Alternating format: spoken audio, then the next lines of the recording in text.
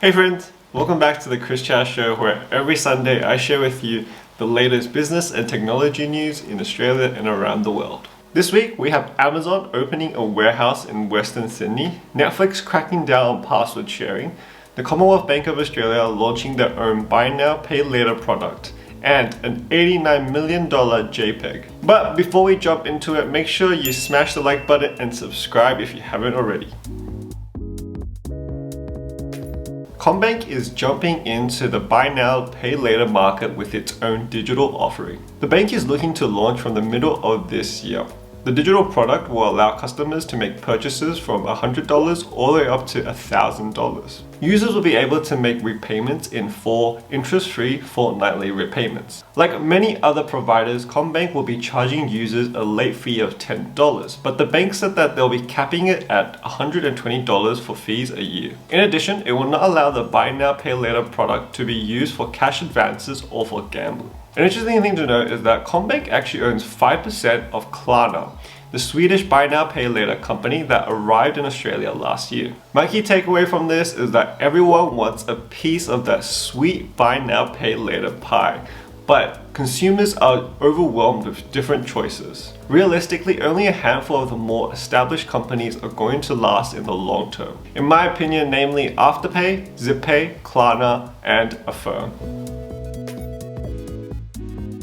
It looks like Netflix is finally cracking down on password sharing. The streaming company is experimenting with a prompt screen when users log in, asking if the account is actually theirs. The screen also says accounts are only supposed to be shared among people in the same household. It also provides click-through buttons to sign up for a separate account. Netflix reported 203 million paid subscribers as of Q4 in 2020. There's probably millions of users who aren't actually paying for their accounts and using someone else's. My key takeaway from this is that although Netflix has been turning a blind eye to password sharing since it launched, with the increased competition from the likes of Disney+, it's going to have to find new ways to increase revenue and user growth. Cracking down on password sharing is one such way. E-commerce giant Amazon is set to open up a massive warehouse by the end of 2021. Once the facility is launched, it will be the largest of its kind in the Southern Hemisphere, and its size will be equal to 24 rugby league fields. And thanks to robotic automation technology, the warehouse will be able to process 11 million items at a rate of 25,000 per hour. For anyone fearing a robot uprising, rest assured there will also be 1,500 warehouse staff employed at the facility.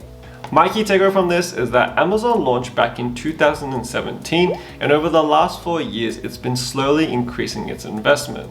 It's obviously here for the long haul, and it will do whatever it takes to gobble up the Australian e-commerce market.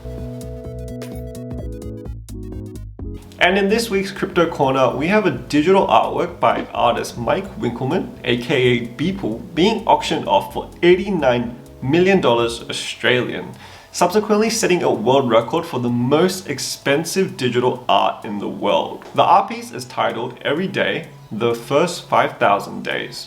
And it's a digital collage of 5,000 individual artworks that Beeple has created over the last 13.5 years. So the artwork was sold through the famous auction house Christie's and utilized non-fungible token NFT technology in order to complete the transaction. My key takeaway from this is that digital art is exploding thanks to NFT technology. But whenever a market is flooded with sudden interest and money, usually a bubble will form and eventually burst. So if you want to buy digital art just to get rich quick, think twice.